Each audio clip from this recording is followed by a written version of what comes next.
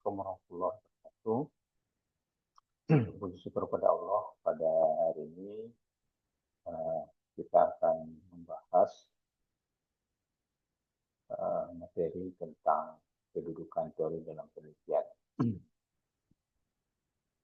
Setelah kita bahas pembuatan dalam proposal dan selanjutnya sudah kita jelaskan terkait mengenai laporan penelitian, maka kedudukan teori dalam penelitian sangat penting, apalagi berkaitan dengan penelitian ilmu hukum yang harus berpedoman kepada teori-teori dari para ahli yang bisa kita dapati dari literatur buku ataupun jurnal yang tentunya nantinya akan digunakan dalam pengembangan baik itu sebuah proposal maupun laporan penelitian. Kalau kita lihat di dalam pengembangan sebuah laporan penelitian, ini sudah mengarah kepada pembahasan yang mana kita membahas hasil dari penelitian yang kita lakukan. Hasil penelitian yang kita lakukan itu berada pada rumusan masalah yang sudah kita tetapkan dalam sebuah proposal kita. Sehingga teori-teori yang harus kita sesuaikan dengan apa yang kita teliti, itu harus banyak referensi teori yang kita gunakan untuk menjawab dari apa yang kita teliti. Baik itu dalam penelitian normatif ataupun penelitian secara empiris. Teori ini merupakan hal penting dalam mencapai fakta dari apa yang kita teliti atau menjawab terhadap apa saja yang dalam pengembangan rumusan masalah kita. Baik, kalau kita lihat dalam pengertian dari teori itu sendiri, ini secara teori adalah sebuah sistem konsep yang dikasihkan adanya hubungan di antara konsep-konsep tersebut yang membantu kita memahami sebuah fenomena. Kalau kita kaitkan dengan apa yang kita teliti di sebuah proposal atau laporan penelitian yang sudah mengarah kepada rumusan masalah dalam pengembangan ini, itu kita sudah memiliki konsep. Konsepnya itu sudah kita jelaskan terhadap suatu rumusan masalah. Satu rumusan masalah itu tidak semerta kita hanya mengembangkan satu pertanyaan saja, tetapi dalam satu rumusan masalah bisa kita gambarkan setidaknya ada lima pembahasan yang nantinya akan kita kembangkan. Dan pengembangan itu harus didasarkan kepada teori-teori yang ada, ditambah dengan regulasi yang sesuai dengan aturan-aturan yang kita pakai dalam penelitian yang kita gunakan. Kalau kita lihat dalam pernyataan dari Jonathan Hahn Turner, mendefinisikan teori itu sebagai sebuah proses pengembangan ide-ide yang membantu kita menjelaskan bagaimana dan mengapa suatu peristiwa terjadi. Di kajian teori dalam proses penelitian merupakan salah satu tahapan yang penting untuk diperhatikan oleh para peneliti, maka para ahli memberikan banyak definisi teori dalam penelitiannya. Dan tentunya dalam konsep teori yang kita gunakan tentu juga harus sesuai dengan apa yang kita teliti. Dan saat ini teori-teori ini juga sudah mudah ya, dalam kita mencoba mencari teori-teori yang ada yang tentunya didasari dari sarjana satu khususnya ilmu hukum ini, tentunya tidak lepas dari buku-buku yang diciptakan oleh para ahli ya, yang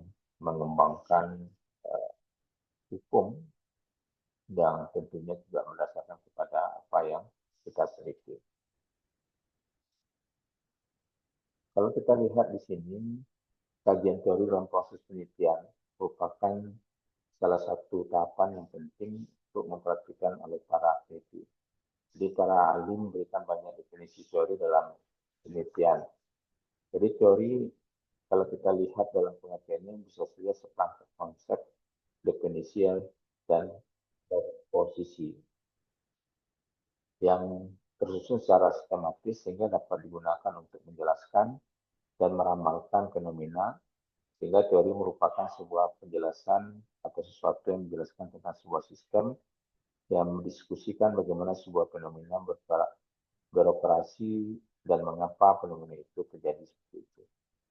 Sedangkan menurut Siti Rahayu, ini juga menyatakan bahwa suatu teori akan memperoleh arti yang penting bila ia lebih banyak dapat melukiskan penerangan dan meramalkan gejala yang ada.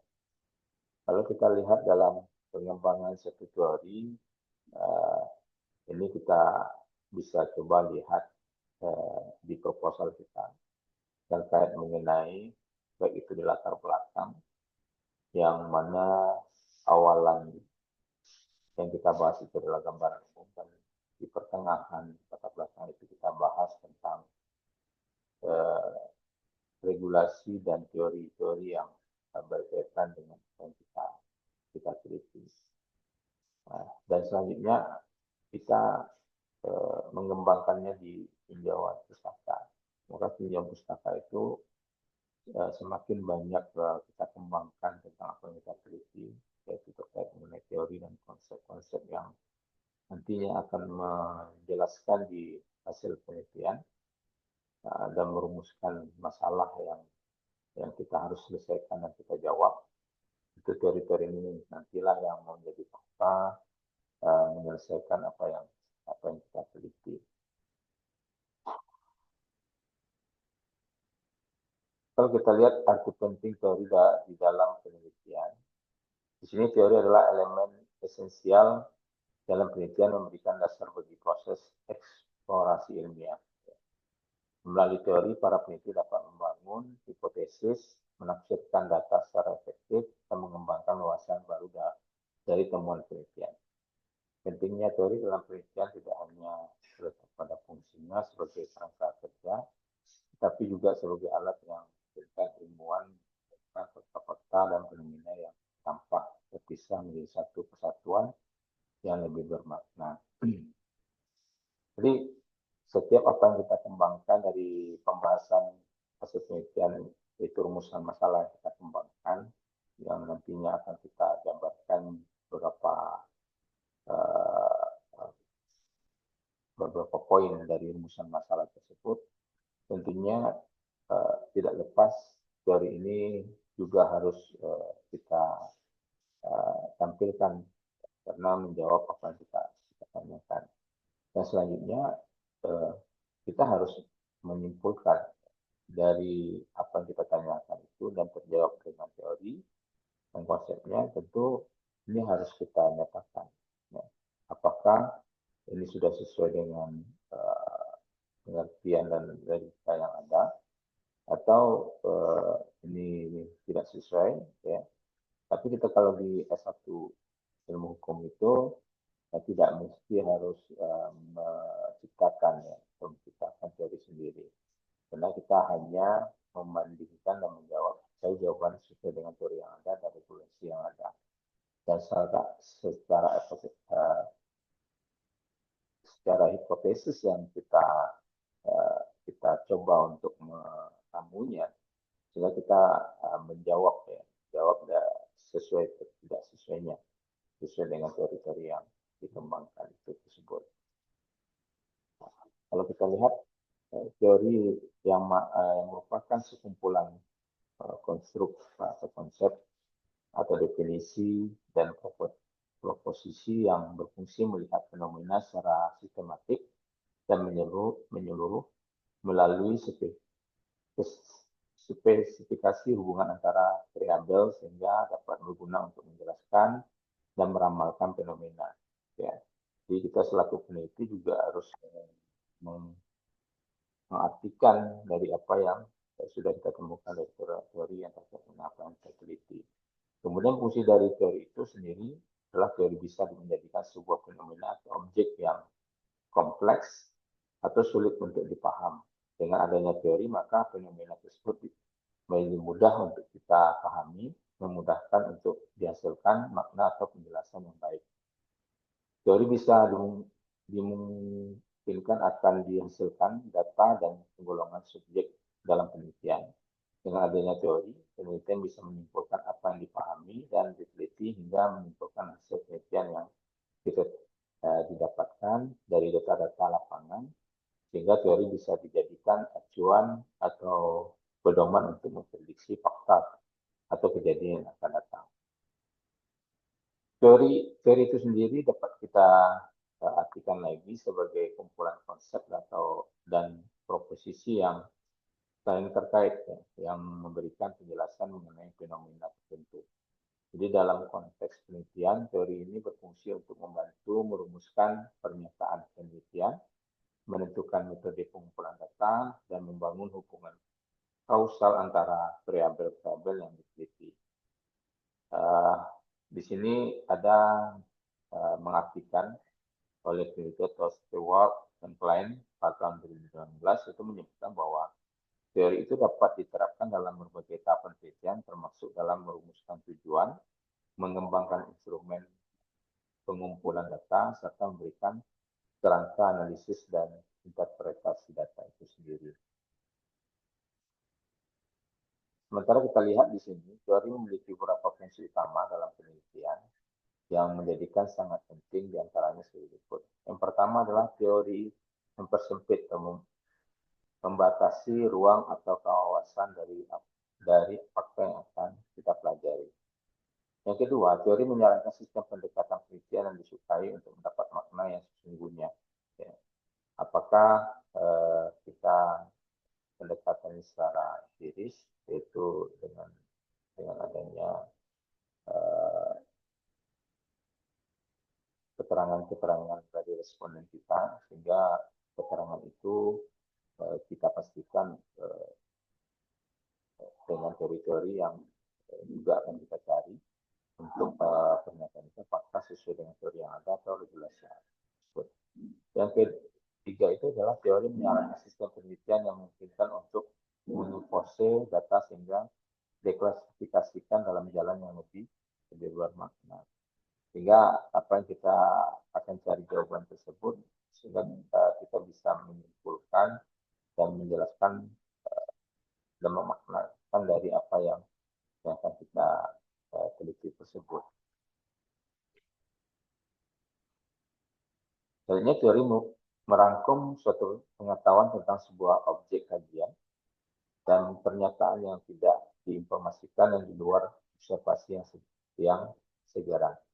Tentunya teori dapat digunakan untuk memprediksi fakta-fakta yang lebih jauh yang bisa ditemukan dalam penelitian. Dalam pengungkapan penelitian yang kita lakukan, sehingga kita bisa mengetahui jawaban-jawabannya berdasarkan teori-teori yang sudah kita temukan. Ya. Jadi selain teori memainkan peran yang sangat penting dalam penelitian, ini juga tidak hanya memberikan landasan untuk membangun hipotesis, tetapi juga membantu peneliti mengarahkan penelitian mereka, yaitu menganalisis data dan menghasilkan interpretasi yang lebih kaya. Nah, di tanpa teori, penelitian berisiko menjadi bersifat deskriptif, belaka, dan kurang mampu memberikan wawasan yang mendalam atau relevansi praktisnya. Maka karena itu, setiap penelitian harus berlandaskan pada teori yang kuat agar hasilnya memiliki dampak ilmiah dan praktis dan signifikan. Kita lihat dalam fungsi teori dalam penelitian itu ada expressionnya ini atau untuk menjelaskan variabel yang diteliti. Educationnya adalah memprediksikan serta merumuskan hipotesis dan menyusun instrumen penelitian. Selanjutnya, fungsi teori itu bisa mengontrol ya. Teori digunakan untuk memberikan saran serta digunakan untuk memecah masalah yang ada dalam penelitian tersebut. Sehingga jadi landasan teori itu pasti ada dalam setiap penelitian. Maka dikarenakan peneliti tidak akan bisa mengembangkan penelitian tanpa acuan penjelasan teori. Jadi hal tersebut merupakan fondasi dari penyusunan penelitian, terutama penelitian skripsi yang dilakukan oleh mahasiswa tingkat akhir yang kita akan lakukan bagi mahasiswa dalam mengembangkan suatu penelitian.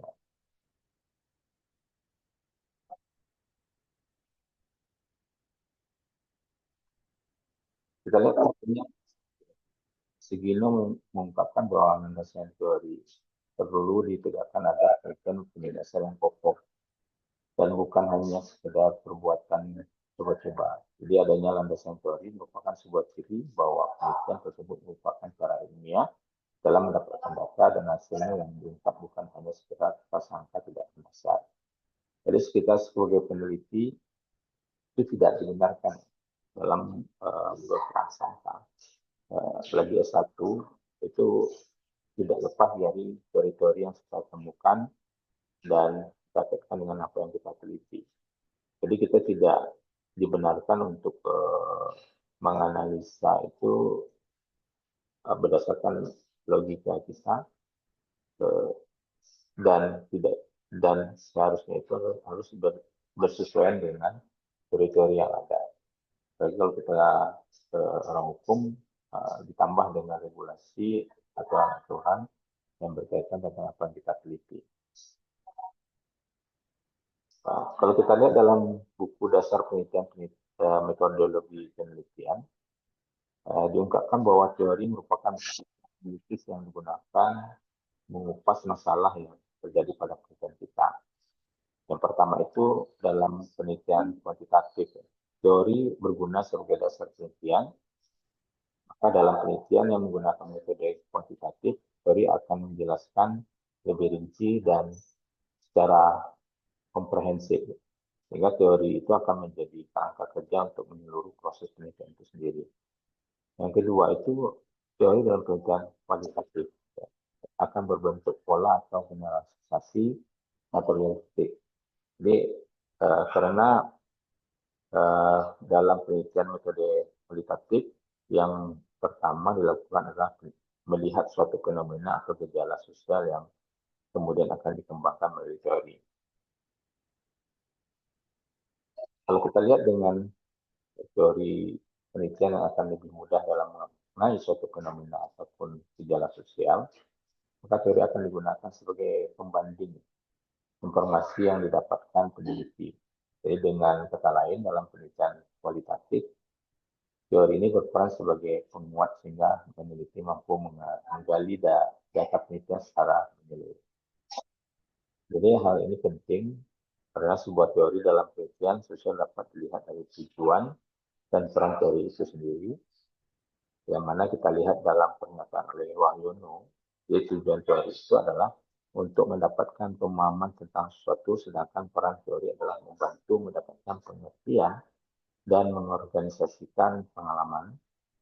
Sehingga bagi seorang peneliti itu peran teori itu selain untuk mendapatkan sesuatu yang menjadi objek riset, jadi teori juga membantu meriset sosial untuk mendapatkan penelitian tentang bidang kajian penelitiannya dengan mengorganisasikan pengalaman tersebut.